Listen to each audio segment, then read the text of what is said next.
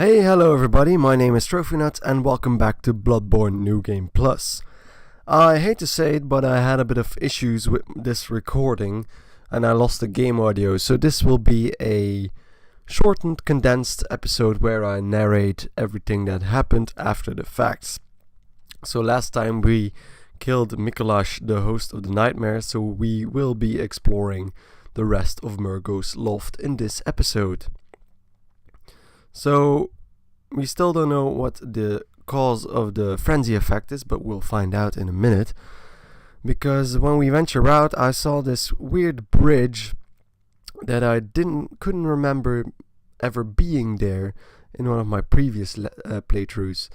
So I set out to find a way on top of there. After that, a bit further, I encountered those shadows of Yharnam again. And we found another set of shortcuts, one leading up, which we couldn't access yet, and one cage, an open cage this time, which led us all the way back down to the middle and eventually all the way back down to the ground. And we could already see a hole in the wall there. So that was something we needed to investigate a bit further on. So we needed to get on that bridge. And I remembered I had a key to a door that I hadn't used yet. I returned to where we fought Mikolash, and I found, after a bit of searching, I found a door, which led actually to a lower bridge than the one we saw on top, and where we could see the source of the frenzy, one giant brain suspended in the tower. My attempts to get closer were a bit obstructed by the thing because I couldn't find any spots to hide from it anymore. The frenzy kept building up and I eventually died. So this bridge was not the best option. I went back to the Hunter's Dream, equipped some frenzy resistant runes and changed my attire to be again more frenzy resistant. After that little equipment swap, I headed back to Murgo's loft in the middle. Then, instead of going back to the bridge where the brain was, I tried to get into the hole in the wall here, which I tried a few times before actually succeeding at it. And at that bridge were a lot of winter lanterns, and we started a macabre game of hide and seek, because we had a lot of cover. But, well, winter lanterns have eyes on all sides, so they could see us anyway. So the frenzy, again, was really hard to manage here. But with the heavy attack of the sight, I managed to take at least one down without too much effort. I lost a few items there, but nothing too worrisome. So after that first one, we got to the other side of the bridge where we repeated the same game twice more, where they again tried to grab us, very dangerous enemies, trying to balance fighting them and maintaining the frenzy resistance and healing, because damn, it's difficult to keep the balance between killing them, trying to kill them, and not dying from frenzy.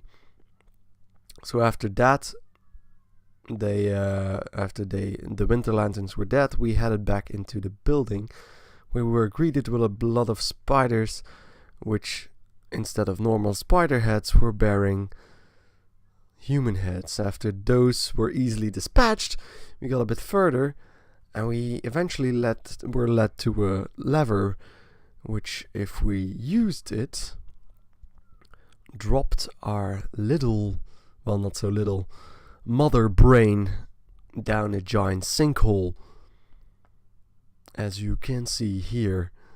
So again, one of the few cinematics in the game, and probably the best way to deal with mother brain without actually standing too much danger, because it's really difficult to do so. Well, further in the building there was another pair of spiders and another winter lantern, which we needed to take care of, and another game of hide and seek with a bit of distance between us. A lot of beams, dangerous beams that were between me and the Winter Lantern, and we found the choir bell, which is an item used to heal your cooperators when you're playing cooperatively. After that, we headed to the hole where the Mother Brain was hanging and dropped down, where we found our one and only Blood Rock.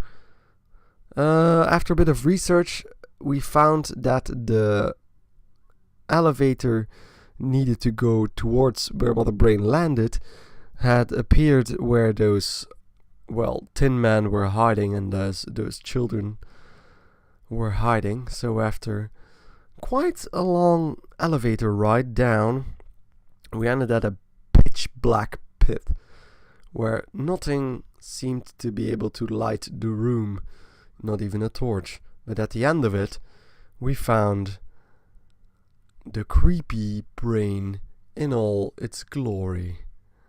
Well, I wouldn't say glory, but it has a lot of creepy eyes.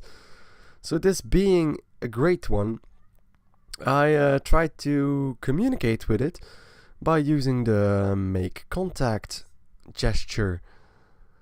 After doubting whether this was the right action, I was standing there for about a minute like a fool when my arms changed position and we got the tier 3 moon rune. So dropping the brain down is the only way of getting that rune. And after you get the rune, there's not really much else you can do but to whack it in the face, or in the eyeballs, I should say.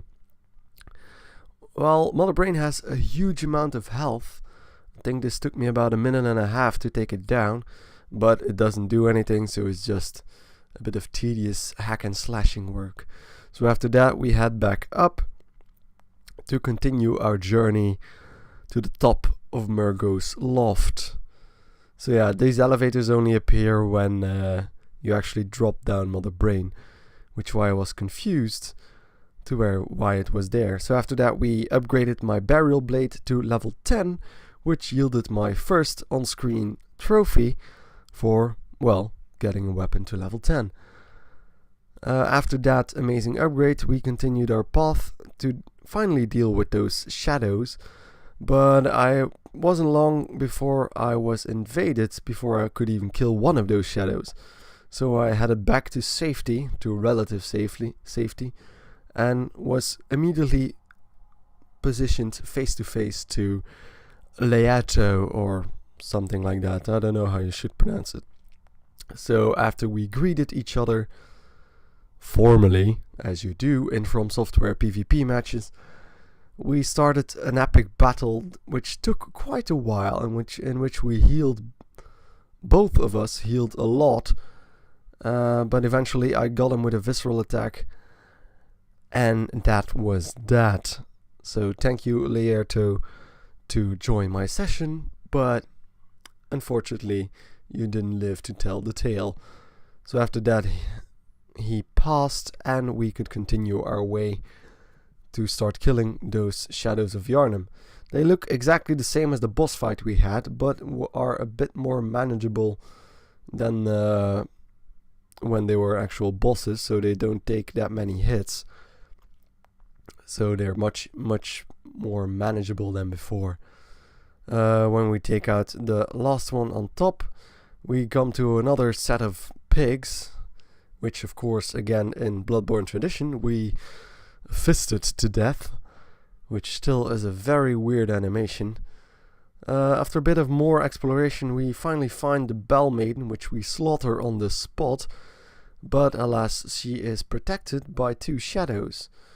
After a bit of a tussle, they also didn't seem like a match for Trophy Nut. So continuing on, we have a bit more battles with a few more sets of Shadows of Yharnam, and when the last one finally drops to his knees, we ascend the stairs even further and come towards Queen Yharnam. How do we know this is Yharnam? You can find that in the challenge dungeons, and her name is based on the city is based on her, and she appears to be bloodied in the stomach, which indicates that her child was taken from her. So the baby we've been hearing all along is actually hers, and she's praying and crying towards the final elevator in this level. So after that we got another shack aside from her, which gives us the elevator back down to where we were before, completing all the shortcuts in the Nightmare of Menses. And then we finally ascended the elevator towards the top of Murgo's loft. Well, who is Murgo, do you ask? Well, the baby we've been hearing all game long is actually Murgo himself or herself. I don't really know if it's a boy or a girl. So the hallway is littered with Menses scholars waiting their judgment, although they're all dead. But hey, so at the top we only see, well, a very large arena, which indicates we're gonna have a boss battle, and a baby carriage. Once you approach that baby carriage, a cutscene starts, and we are greeted with a pretty macabre sight. Probably one of the coolest, I must say, the coolest enemy design in the game. This is Murgo's wet nurse. Not a typical wet nurse, as you can see, more like an angel of death with 6 arms and therefore 6 blades. This boss seems very intimidating, especially with its attacks, in which it uses practically every blade available. But as you can see, those attacks don't do that much damage. So if you keep to her back, you should be fine. Although her blade attacks aren't the only thing you should be worried about. After a while, she drops the entire arena in a completely dark purple smoke and starts summoning copies of her, which die in one hit, but can be a bit of a nuisance. But if you keep to her back again, since she's a bit occupied by casting spells and trying to hit something in front of her, you can actually do a lot of damage. And in no longer than 2 minutes, this boss is down to her final stretches of health, and with a few final strokes, she drops completely. So Murgo's wet nurse could be your final boss, depending on which ending you choose or pick. And if we wait a second, the baby's cry dissipates and we get the message "Nightmare slain," instead of just prey slaughtered, I think it is. So we get our 4th third umbilical cord, which gives a bit of more information about how the Menses scholars were able to enter the Nightmare of Menses, because they used this same umbilical cord to come in contact with Murgo, the baby that started practically everything. So after that, we head back to our lovely little queen, because she also has something to show us yet. So if you come to her again, she takes a bow in gratitude and disappears, indicating that we freed her soul or something of the like. When we return to the Hunter's Dreams, things have changed quite a bit. The chapel, the workshop, is on fire, is set completely ablaze, and the doll only has a few words to say to us, because she seems to know a bit more. "Good hunter, you have come. Dawn will soon break. This night and this dream will end. Gurman awaits you at the foot of the great tree." So indicating that we are at the end of the game almost. So thank you guys for watching. The next video will be as normal. So goodbye.